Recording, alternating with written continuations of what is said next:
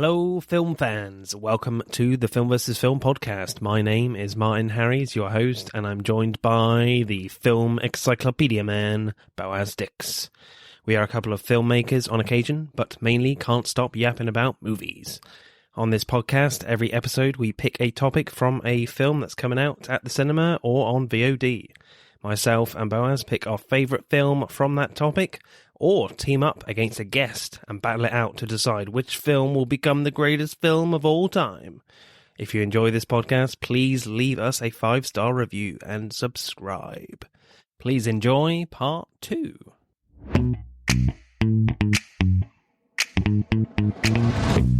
Hi guys, welcome to part 2, and as always, I have a look at what your responses have been on Instagram for our last episode, and we've had a few, which was obviously about what was your favourite Mission Impossible film, and the Anorak Oasis podcast went with Ghost Protocol. Anton Kinelov, a regular responder, went with Ghost Protocol as well. The B Critics podcast went with Dead Reckoning Part 1, so I guess they've seen that quite early. And very impressed by it, obviously. And the Movie Boners said, Rogue Nation and Fallout combined are so freaking good, but the first is a classic, don't make me choose. I'm curious, have you guys seen many Mission Impossible films? I have. Mita's seen all of them. She saw Dead Reckoning, actually. I saw Dead Reckoning. Oh, wow. Yeah. Cool. I really enjoyed it. Yeah, it was a good time. I think my favorite, though, right now is Fallout. Fallout's probably, And actually, one is still classic. Because who would have thought Brian De Palma would direct Mission Impossible? No, yeah. I've only seen half of them. Right. I've seen 1, 2, and Ghost Protocol. Yeah. And 1 is... I really like Ghost Protocol, actually, but 1 is classic. Yeah. I think the only thing with Ghost Protocol is that I think Brad Bird, coming from animation, he kind of treats Tom Cruise like an animated character at times. Which is why I like it. But, like, Tom Cruise is an animated character? Yeah, but there are times in that where I'm like, how are you not dead? But there we go. Yeah. I mean, the entire time them, in Dubai, though, really. Yeah. Yeah. I am sad that it's ending, though. That's what he says. I think he realizes he's in his 60s. I don't think he's going to be Harrison Ford. Yeah. No. I wouldn't be surprised with his work ethic, especially. Yeah. So we are talking Christopher Nolan films. So guys, Nadeem and Mita, what is your choice for Nolan films? So do you want to say it together on the count of 3? 1, 2, 3. Inception. Nice. A first on the podcast. Saying it in unison. Yeah. We were between Inception and Memento. Mm-hmm. Those were our choices, but we decided to go with Inception. Yes. So what happens in Inception, guys? We'll do what we do and give you the IMDb description for Inception.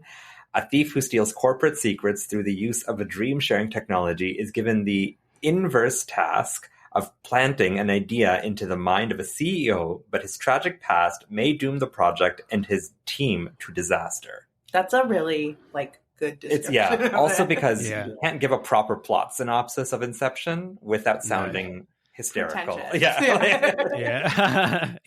Otherwise, we'll be here all day. Yeah, exactly. So, initial reactions to this one when you first saw it, what did you make of it? I saw it in the theater. Of course. Yeah. And I was young. I was 19 when it came out. So mine was blown with what I was watching, and just having never really experienced something like that in the theater. I was very, very impressed with Inception when it first came out.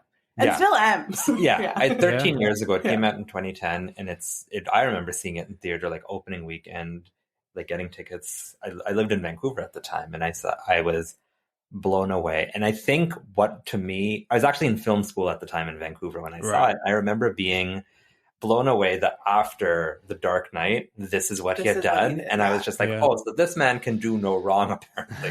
It's really what we were starting to land on. And then we get to Interstellar, and that kind of starts to fade away. But at that point, it was mind-blowing, really. Everything about this was just, you'd never seen anything like it. Yeah, it was pretty revolutionary as well. And interesting, this is probably Nolan's most like special effects, visual effects one, heavy film, which is kind of ironic with what he's doing now. But yeah, it was pretty revolutionary, and you know, and it's influenced an awful lot of other films that's come before it. And I think when I watched this for this podcast, I'm still like finding new things in there because this script is so dense. There's so much in here to unpack. I'm sure we'll try and unpack some of it. We might not get to all of it, but you know, there's a lot here. Yes, it's great. I still really enjoy it. I wouldn't say it's my favorite, but hence I picked Dunkirk. But it's still an amazing film. You know? So directing then for this one, this film does have a lot of like explaining to do in terms of its plot and explaining the rules of this world. And I liked it when like Ariadne, Elliot Page's character, turns up and Cobb has to like explain what the world of dreaming is all about. Yes, he does a lot of that by talking to her, but I love Nolan's use of the visuals to do most of the heavy lifting here. Like when Ariadne is realizing she's in a dream, everything around her starts exploding. You know, that was a great visual to visually, you know, visualize her thoughts, I guess. When the city just folds on itself, that felt pretty groundbreaking in visual effects at the time. You know, just that one shot has influenced a lot of big movies today, I would say. Certainly Marvel being an example. And I loved how Ariadne moves these giant mirrors to create a new pathway. You know, so Nolan makes the rules in this film feel as understandable as possible with the visuals. I think what he does is actually kind of genius because he creates this world where he can do anything. Yeah. Like really, that's essentially what he's actively done, is that he's made a world where he can say whatever he wants. Yeah, he can say whatever he wants, and and he's done it in a way that he can let his visual language be the guiding force because he's created this world that just allows him to do that. Like, it's innate to the story. It has to be mind blowing. It has to be crazy. Otherwise it's not going to make sense. And that's kind of genius. He's taking the thing that he loves the most and he's using it to tell his story that is actually somewhat simplistic. Because it's a very complex idea, the dream world, and like having to follow what exactly they are doing and what exactly is Inception. Yeah. But he's directed it in a way where like everything is explained. It's not spoon-fed, but like I think even like somebody like a 10-year-old could watch Inception and understand it. No. Yeah, there is an obscene amount of exposition in Inception. Yeah. It is. I think a 10-year-old is offensive to some degree how much exposition is in Inception. Yeah. And it happens up until the very end, which is, we'll talk when we get to screenplay, we can talk about that. But there is exposition and explanation, and like he's constantly having to explain and tell you what's going to happen and what has to happen. But me as an audience member, I never feel stupid watching Inception. No? Good for you. I feel stupid watching Tenet. I think he loses himself in that. But Inception, I've never felt like I don't get what's going on right now. Maybe I'm rare. Yeah, I think Mita is one of these very rare humans who watches Nolan films. But yeah, I think there's so much explaining to do and so much exposition. So I feel like maybe in this film he's forced to just do a lot of that with the visuals sometimes. Like, whereas with a lot of it, like he can't really do it any other way by just having characters talking to each other. So he brings the visual explanations where he can, you know, so we don't get bogged down. So I think he manages to achieve that for me. Like the Mombasa foot chase is pretty frenetic. And has a lot of like handheld camera work, which you don't necessarily associate with Nolan's direction, but I guess it matches with the busy place that they're in. And I like the fact that Nolan gives you the feel that Cobb could get caught at any moment. And he's pretty slick with his punches, I guess, when he gets out of certain situations. So it's an injection of pace that the film needed at this point, I think. We love that Mombasa. We watched it together, well, part of it together, to prepare for this, and we both were like, Mombasa! Like, it's definitely the most entertaining part, but also I need to comment on how freaking loud this movie is. Yeah. It's so There's loud. A lot of noise, yeah. And I don't know why he can't just tone it down a little bit every now and then. I think when he's making a picture, he's thinking theater. I don't think he thinks about like what somebody's gonna do. But isn't it fascinating coming from someone whose first movies following and then Memento, which is his bigger one, are quiet dialogue driven films to get to this point where it's just like I had to put the volume down so much during both of these experiences because they are loud films. Yeah, Tenet too is very loud. Yeah. I appreciate that he wants people to have like this surround experience when watching his movies. And like you can hear little like clocks ticking. Yeah. Or even just what's the French song that's used? It feels like it's used at like a higher volume than the rest of the movie. And I've had that stuck in my head for like the last 2 weeks. But I think there's definitely a lasting impression that he puts forward. And like I think he achieves it. There's certainly no issues with like hearing the dialogue, whereas you could accuse that of Tenet as well, and Interstellar, where like sometimes the sound effects and music get in the way of what the characters are saying. You don't have that here, I don't think. But yeah, it is pretty loud, but I think Hans Zimmer still does an amazing job here. Like, you know, music kind of knits, you know, films together really, and I think certainly in that last scene as well, which we'll get to, is that really brings everything together and in a really satisfying way. But it is pretty loud. It's loud, yeah.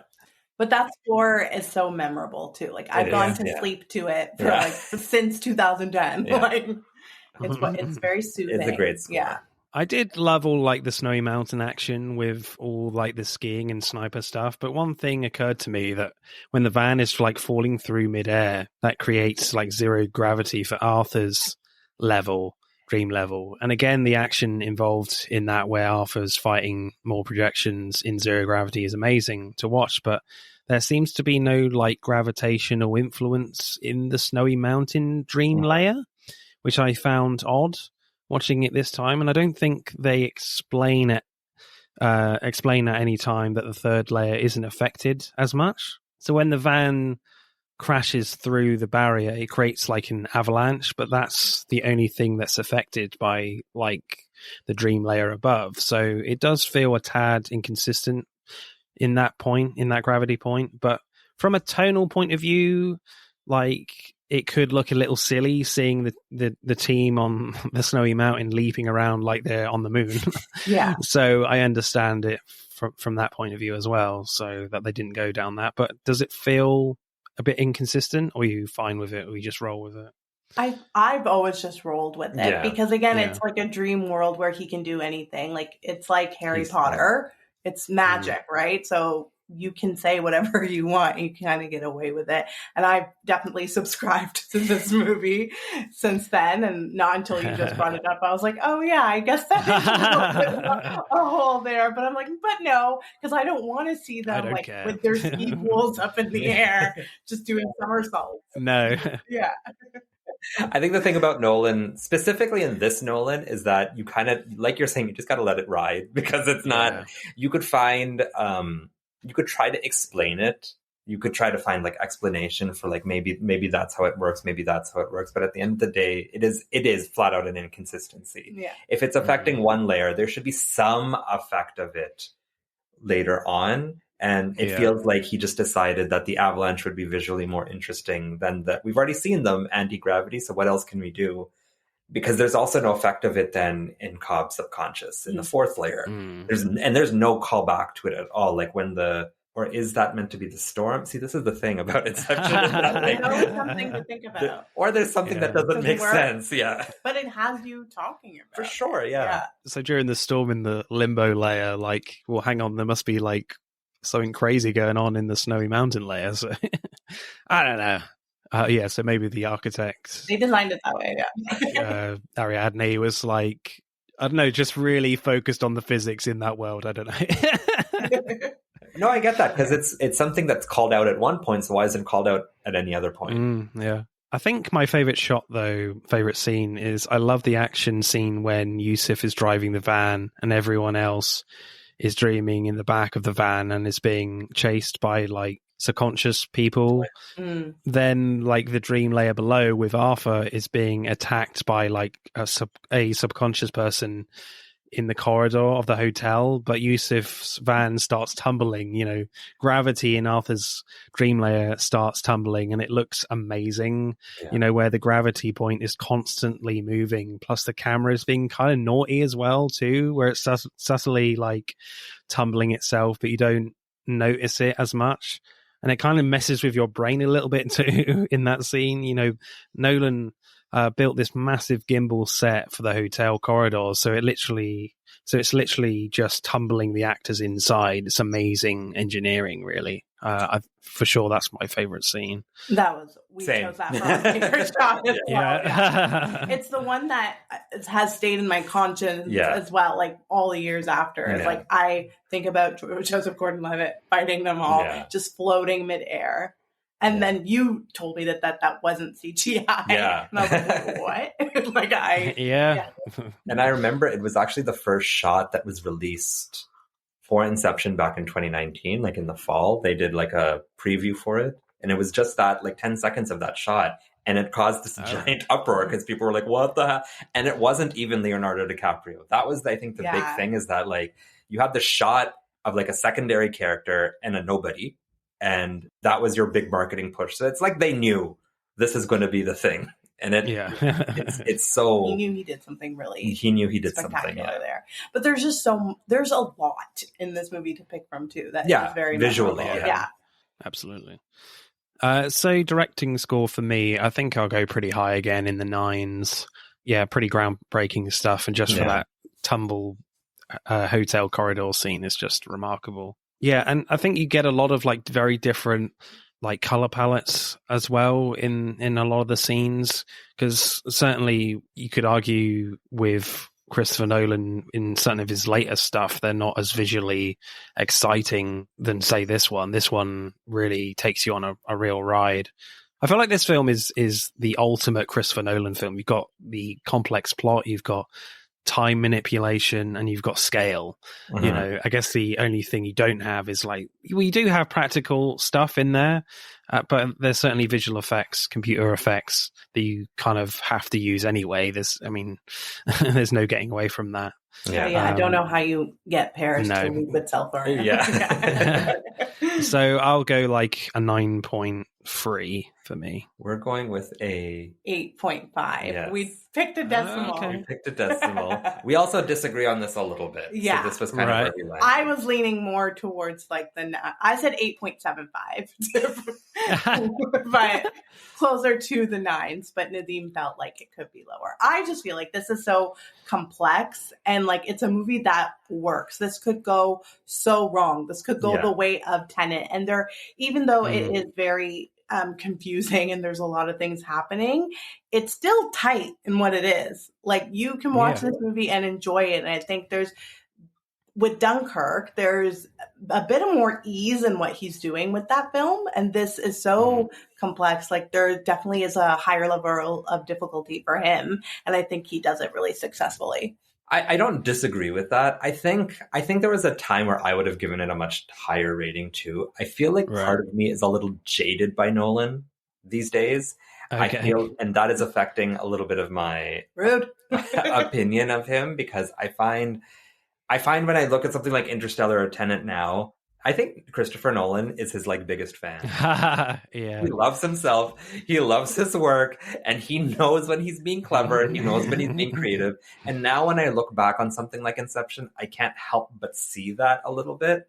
And I find, you mentioned this about Interstellar in the third act. I find Christopher Nolan doesn't actually work well with the third act overall. Can't land the plane. He can't land the plane. And I think this is just, I think he lands the very end, but the like meat before the climax is, and specifically in this, it was when Ariadne is in I think Ken Watanabe's been shot and they don't know what to do. And she's just like, oh, we could just go one layer down. And I'm just like, what? I understand what's happening, but it's really it's just like, and it's the over complexity of everything for the sake, what feels like the sake of over complexity. And like, I understand what he's doing and I get it. And I get all of that, but I was watching it and I was just like, oh, Chris, like, this is a lot, Chris. Like, let's just feel it in a little bit. Yeah. I feel like there's definitely a perception with Christopher Nolan that you have to be as intelligent as he is. Yeah. So I don't know what he was trying to say with Tenet, that like he's ridiculously intelligent and no one else is. I don't know, but I'm not even sure he could explain Tenet though. That's the thing. Yeah, he needs to sit down in an interview. He really needs to edit that one. To literally explain what the hell is going on in that movie. Yeah. I've literally seen that quite a few times and I'm still racking my brains with that, but you were able to watch it a second time. No, because I was frustrated. I'm like, I need to know what's going on. But with this, there is an element of that, and there is a little bit of visual storytelling here, which I definitely appreciate. Yeah, it's not at the level of Tenet, but I feel like there definitely is a few watches required to fully understand everything.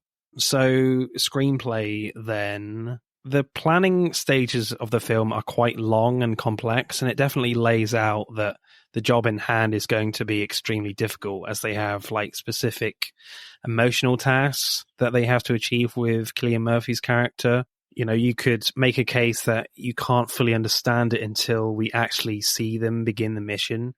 So I think in other hands, these scenes could lose your audience, but you have some humor in there between Arthur and Eames, which is great. But more importantly, you have the mystery behind Cobb's relationship with his wife, Mal, teased further, where Ariadne notices that Cobb has been dreaming alone on a few occasions. You know, this is dotted around the planning scenes. Then Ariadne sneaks into Cobb's dreams, and is basically like kind of trapped Mal's subconscious in his memories, you know, in this kind of great elevator design. But Cobb is trying to right his regrets, you know, as people in the real world thinks he's killed Mal. So I like how this big threat to this mission is revealed just as they're about to start, and Ariadne is like the only one that knows about it. So it's an interesting like way of how Nolan like ramps up the stakes with those scenes, because I think if you don't have a lot of that, if you don't have a lot of intrigue and mystery with your central character, especially in a film like this, then the planning stages of this film, you could just really turn it off and like, I'm kind of bored now. But yeah, I think that element definitely keeps you going. Yeah, I think he really does build on character in comparison to Dunkirk with this, because at its core, Inception is a heist movie, but I don't think you would have the interest and like intrigue if you didn't have, you know, what's going on with Cobb. Also with Ariadne, like introducing this young new student, like that was a really key component to this whole story. That's how you're also going to learn about what Inception really is. The only person I feel like we don't really know much about is Arthur. Like I don't know. Yeah. But that's the character that I'm like, I want to know more about Arthur. And I think he created something where it's like, there actually is that intrigue there beyond of like what this specific heist is. Like on our podcast, we have this one little section where I do like a prequel sequel ideas of things. Right. And with Inception, I'm always like, how did we get here? Like, I want to know how did we get to the fact that we can actually like intercept people's dreams? Yeah. You could literally do that with a lot of these characters, like create a prequel or sequel for a lot of these characters to find out who these people are, because the only real characters that we really get to know are Ariadne, Cobb, and Mal to a certain extent. That's about it. Because I think because there's so much exposition and explaining to do with how this world operates, there's just no room to create any sort of interesting character work for the other characters. I do think the thing that he does best with Inception, especially in the screenplay and like as his direction as a result, is dropping us into a world where something seems so far-fetched and just being like, nope, this is it, move forward. Bye. Like there's really this like sense of just like, this is just what it is. And the way he writes it, the dialogue and the explanation is not, you know, those first scenes with Ken Watanabe in his subconscious, you're just kind of just like, okay, here you are. And then try to figure, he kind of is forcing you to try to keep up with him, which goes hand in hand with you saying Christopher Nolan is just the smartest man in the room, and he just wants you to catch up to him.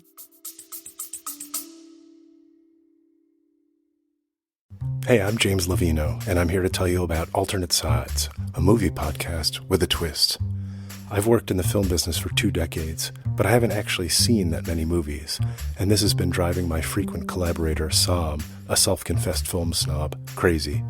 So every week, while he's stuck in his car trying to avoid getting a parking ticket, thanks to New York City's alternate side parking regulations, we discuss a classic film I've finally just gotten around to seeing. Alternate Sides, a new podcast about movies, parking, and a 25-year friendship, wherever you get your podcasts.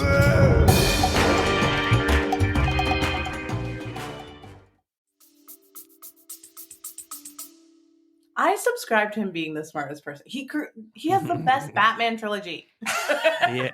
Like, how could I would be the same way if I created that? I mean, that's arguable that that's more Heath Ledger than it is Christopher Nolan. But all this to say that, like, there are certain scenes in this movie where, you know, when they're on the plane first and talking about it, or even, like, I remember there's a specific shot when they're in the plane and they're going to have the kick, and the stewardess just comes out and she's just like, everyone ready? And then just pushes the button as if this is just normal. That's his sister. Like, it is? Yeah. Oh, okay. I didn't know that. But see, there's this sense of, like, it's weird because there's over exposition in some places and none in other places. And I find it strongest when there's actually none. Well, yeah, I think with that scene, like, it's kind of, they do that with humor where Saito just says, I'll just buy the plane, the airline. The plane, yeah, exactly, yeah. So it's kind of a given that everyone, the cabin crew is just in on it, you know. It's just neater, as he says. Yeah. But what I find quite clever about this script is when they start the heist in the first layer of the dream is that they get ambushed by these militarized subconscious in this quite intense shootout. Then it's revealed that Arthur made a mistake in the research on Robert Fisher, Cillian Murphy's character. They trained his subconscious against invaders of his mind, which forces Cobb to tell the team that if you die in the dream because of the heavy sedation, you go into limbo, maybe forever, which could scramble your brain. So the stakes are just doubled in like 10 minutes in quite a long movie. Then added to that, you learn the truth about what really happened to Mole, Cobb's wife. You know, that she's actually achieved Inception in a disastrous way, that she had the idea that she was still dreaming in the real world and felt that she still needed to wake up. But you still don't know the full context of that. So the stakes have kind of tripled in a way that if they get stuck in limbo, they could end up killing themselves like Mole.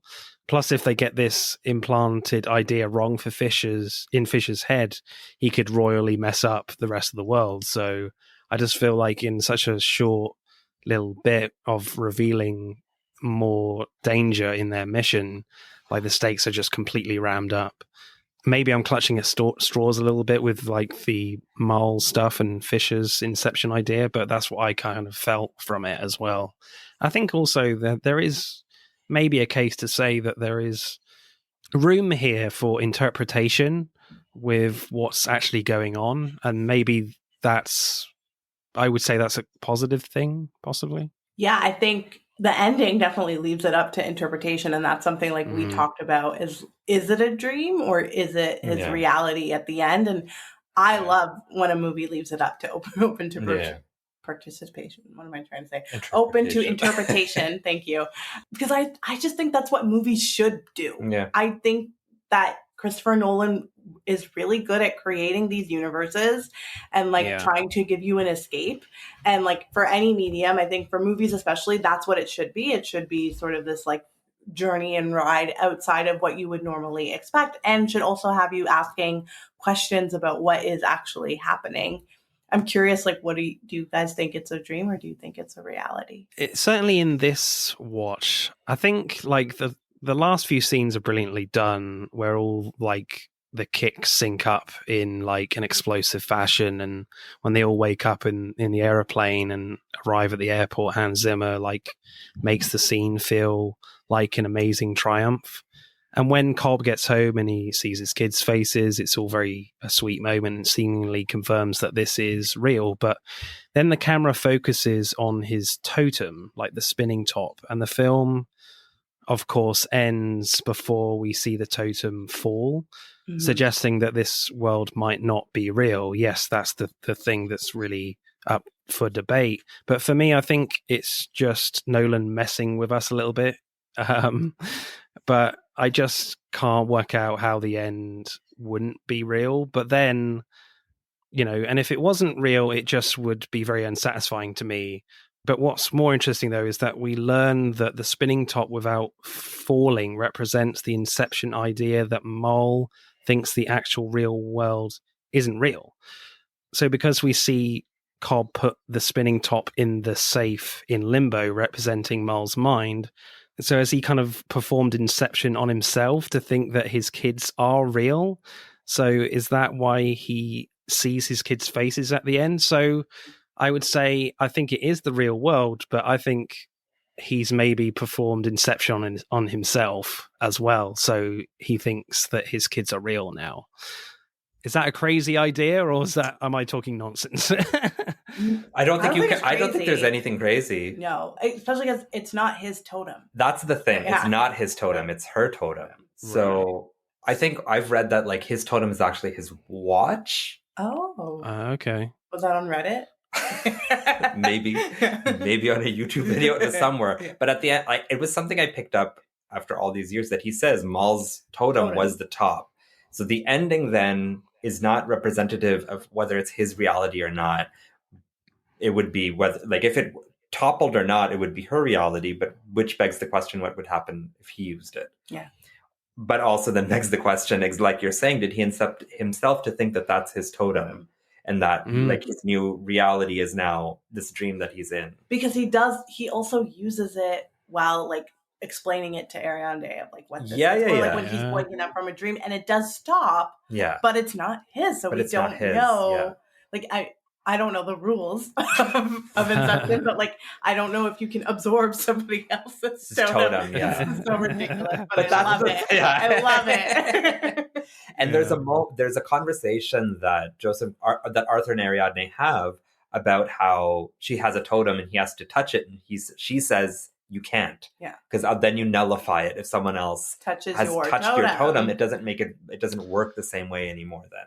So it begs then the question that if he has her totem, has he then co-opted it as his own, or it's just not his? Or regardless, it doesn't matter what we see because it's the not entire his film totem. is a dream. Yeah. Yeah. But I mean, going back to that feeling, if the whole thing is a dream, would it feel very unsatisfying or so dissatisfying? But he's leaving it open-ended though. Like it's not confirmed that it isn't. Sure. That's how he gets away with it. But I think the evidence points to it being and I'm talking the entire thing being a dream. Like this is in someone in his mind. He's created this Ariande character as well. He's created all of this entire thing as a big dream essentially, which I don't know. Then you get into dream logic. Wouldn't feel right. Yeah. I mean, like this film is shown to us like that it has a very ambiguous ending, but I still feel like this is a puzzle movie that we should be able to solve for Nolan, that there is an answer there, but it's just up to us to work it out. So in Nolan's mind, he knows exactly what's going on. Yes. It's just up to us to figure it out. I don't think necessarily that it's so open-ended that you can have all these different scenarios. I think there is one scenario there. It's just up to us to figure it out, like obviously Tenet as well, but in a more frustrating way. Yeah. I think the only criticism of the script I would say is that the emotional goals between Fisher and his father and Browning is quite difficult to follow at times. Like Eames pretends to be Browning in the first dream level, and they pretend to like torture him so that Fisher can give the team a combination to the safe that Fisher will physically implant the Inception idea into Fisher's mind. But in the next dream layer, they tell Fisher that he's in a dream and that Browning's subconscious tells Fisher he can't be trusted to run the company. And so they've changed his father's will, etc. So then in the next dream layer in the snow, Fisher is basically teaming up with them to perform in Inception. So Fisher has control of the company in a more positive way.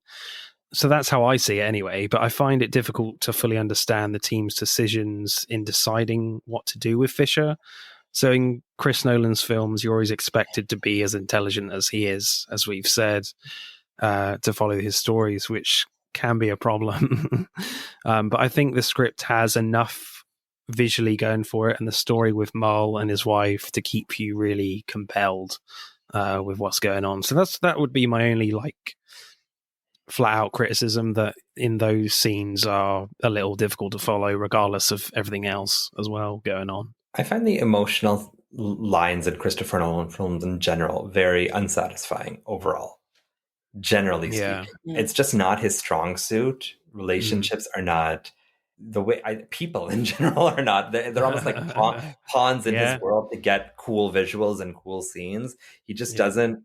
I don't buy Mull and Cobb's romance either. Their marriage, that that relationship.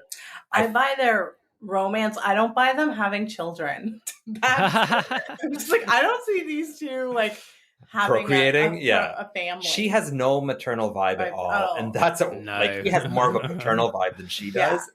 So that feels off. And like you're saying, I think you buy into the story because everything else is so big that you're buying into it to see where it's going. But it's not, I don't find the driving force. The driving force is the act of Inception. It's the heist. And he's trying to create an emotional kind of anger to it. And that I don't think works. He's just so strong everywhere else that you forget that the rest of it's kind of bland. Because what I also don't quite understand why it's there is that interaction between Arthur and Ariadne of why do they need to kiss? Why was that there? I think it's just there as a joke, isn't it? I think it was just a joke. Yeah. But why?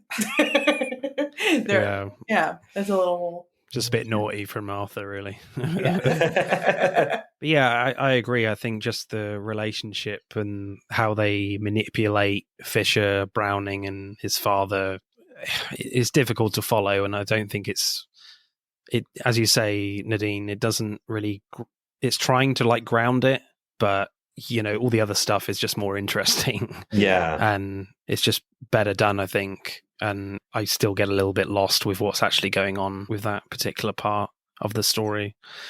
So funny and interesting lines. There's a few where Arthur says, "Eames, I'm impressed." Eames says, Your consternation, as always, is much appreciated, Arthur. Thank you." That was great. My favorite is the I bought the airline, it seemed neater. Yeah, that was great.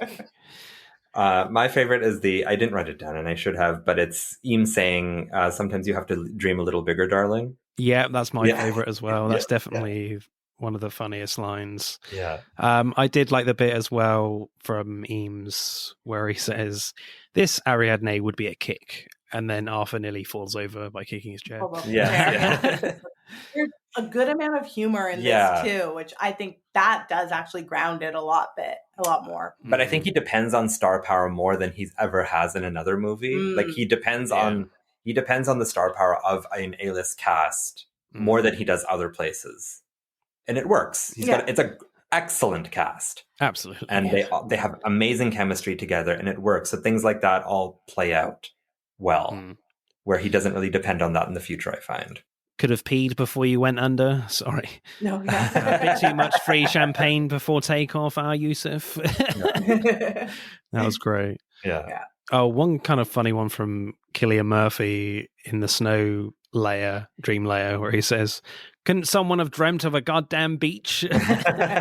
Which is great. Yeah. But yeah, my favorite is "You Mustn't Be Afraid to Dream a Little Bigger, Darling." That's great. Yeah. So screenplay score for me, it's still really impressive. And I think every time you watch this, you either find more things in it that you find new, or there's just more, you just get confused more. I don't know, oh yeah, I've solved it now. Yeah. And the next time you watch it, no, that can't be right. Yeah. Which I think is a positive thing. I think the answer is there. It might not ever be there. I don't know. But I think there's more accessibility and intrigue in there. And there's enough going on with this great concept of these shared dreams that it has great rewatch value compared to something like Tenet. So I think I would go like a solid 9 for me. We went with an 8. With an 8, yeah. Sure. Again, I think it's something that it is very complex and like it is a puzzle, but I think the question asked is like, why do all puzzles need to be solved? Like, do we actually need all the pieces to something to actually like enjoy it for what it is? I don't know if that was like his intention with it, but I think from what he has like, above all those pieces, it does actually work together, that you have enough of the puzzle that you're satisfied with it.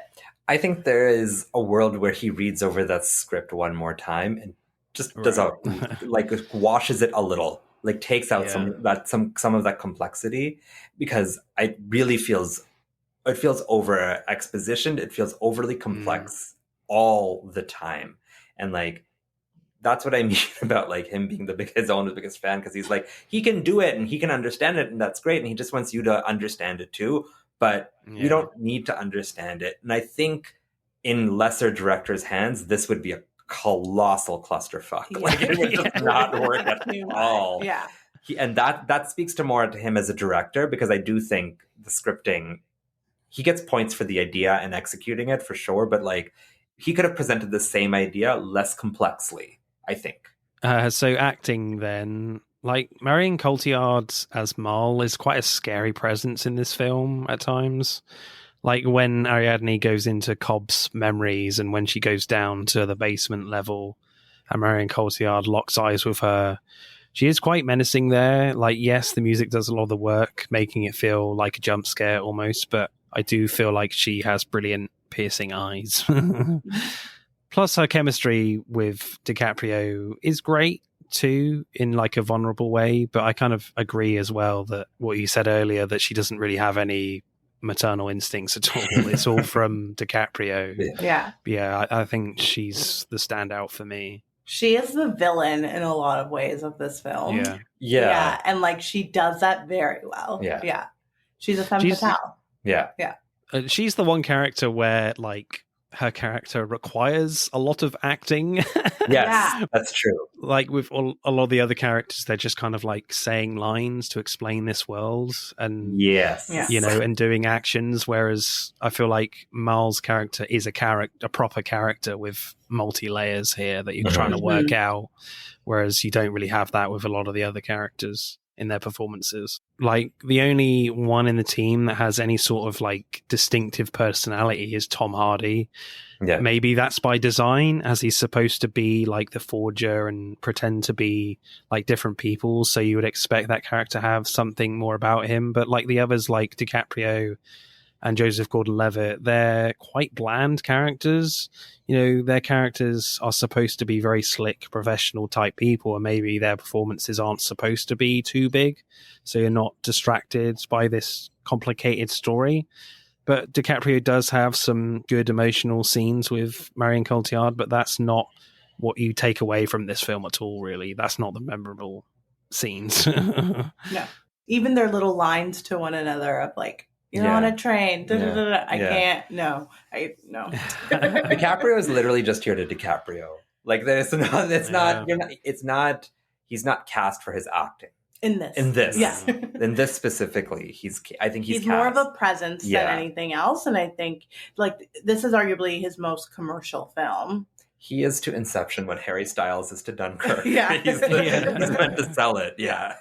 And he does sell it. Like, totally. Honestly, that in 2010, that's probably why I went to the movie, is that it was a Leonardo DiCaprio movie, because I wasn't fully aware of Nolan at that time, and so like he does his purpose here.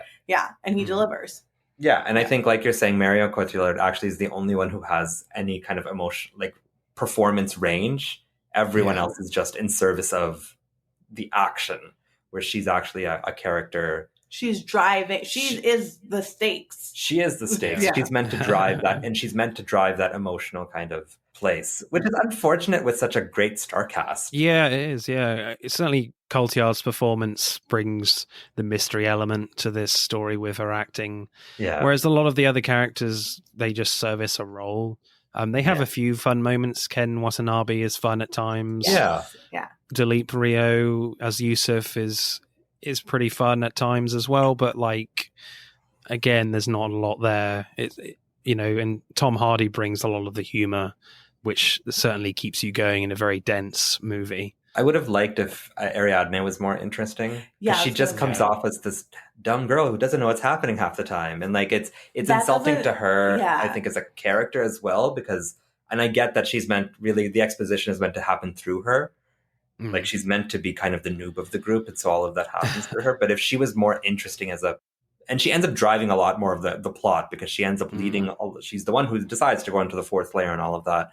But if she was just more interesting, and I don't know if that's the character, or if that's Elliot Page's performance. I think it's Elliot Page. I can't see them like falling in line with a character like this. Yeah. Like it does not seem like something that they would want to do too. Yeah. Which makes me think that maybe they were like under pressure to be like, this is going to be a big studio film. Do it. Like you're coming off of Juno. Like let's get the ball rolling for you. And maybe they were just like, okay. Like even when they are in X-Men, I don't buy it. Like it just does not. I see them more in those like independent features and like being able and something that's not so.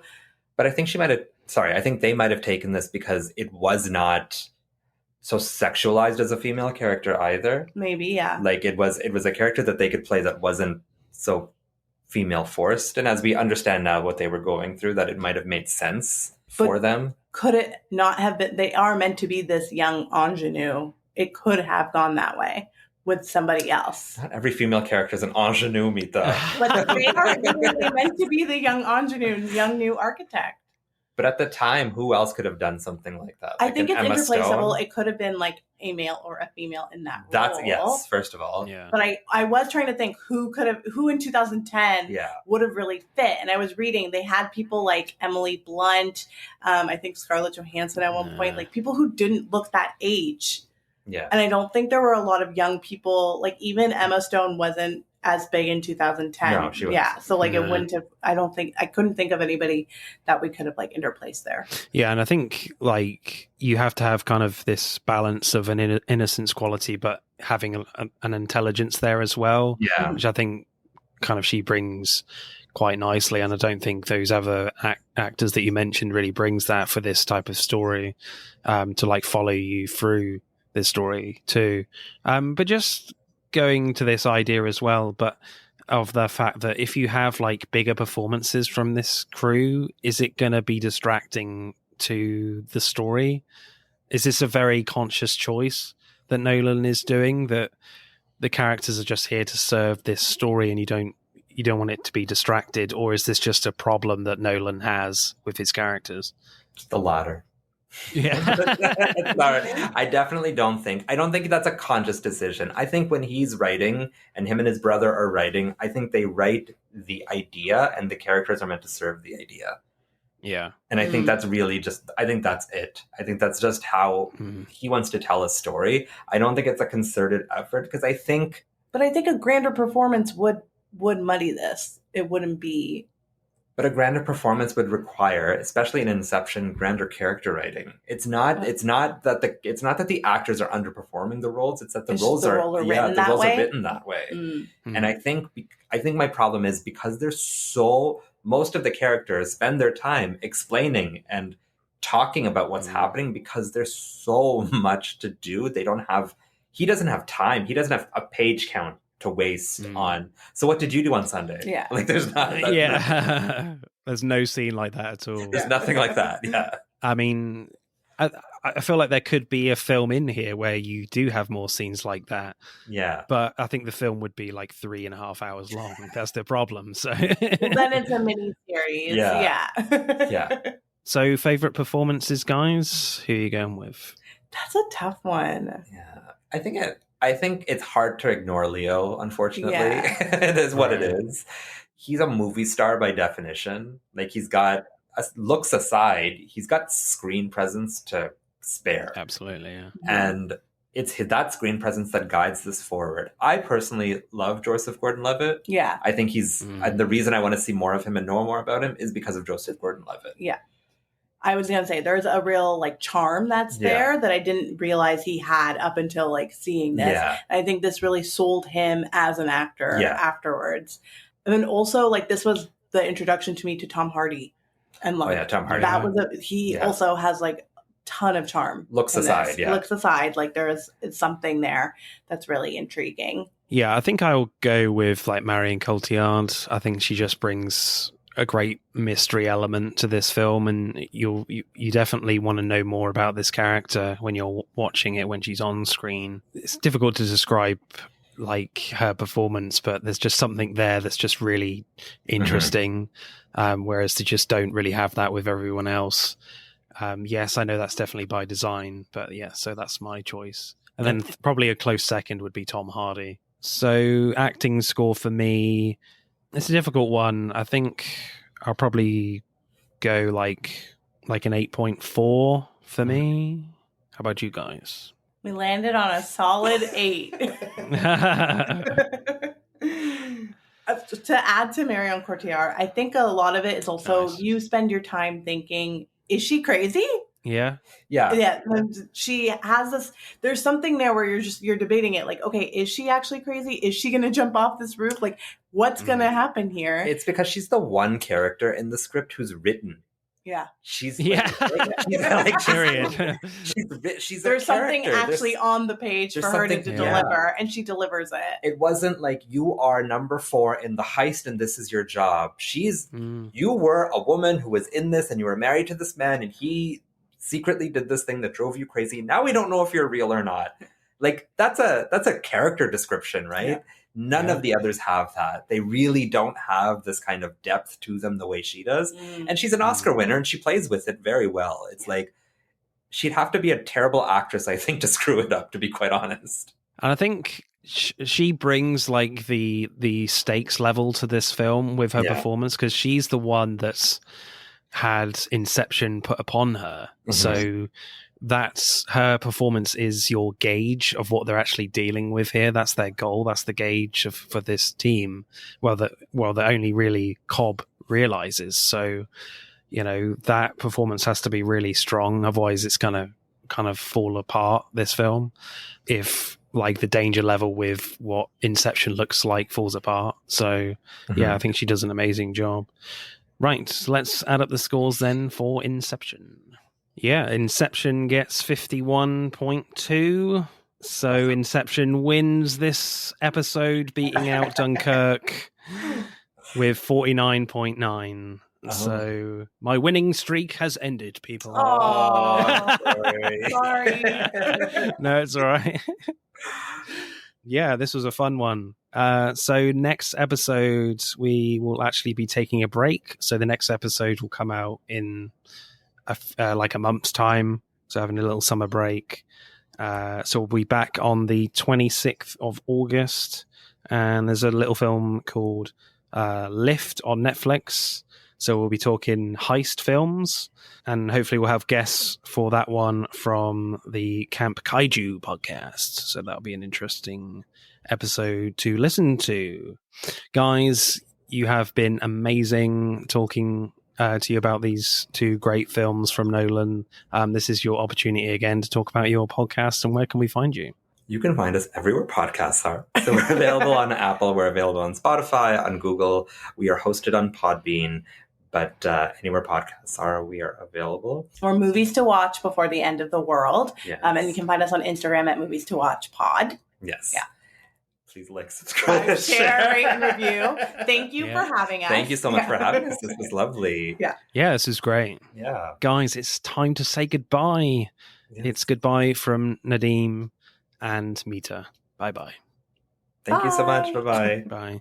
And now it's goodbye from me. I'm going to try and rewatch Inception to try and solve this puzzle. And then as soon as I've done that, I'm going to watch Tenet for at least 20 times until I finally become the sole person on this earth that finds out what that frickin' film is about. Bye-bye. Good luck. That's it for part 2. Thank you for listening. We hope you enjoyed it. Check out part 1 if you haven't done so already. But don't stop there. Get involved and tell us what your favourite films are relating to the episodes. Send us a DM or comment on Instagram and TikTok at Film vs. Film Podcast, for Twitter at FVF_podcast. If you do, we'll give you a shout out on the next episode. If you're feeling really generous, you can buy us a one-off coffee at our Buy Me a Coffee account. Remember, please leave us a 5-star review and subscribe. Pod signing off.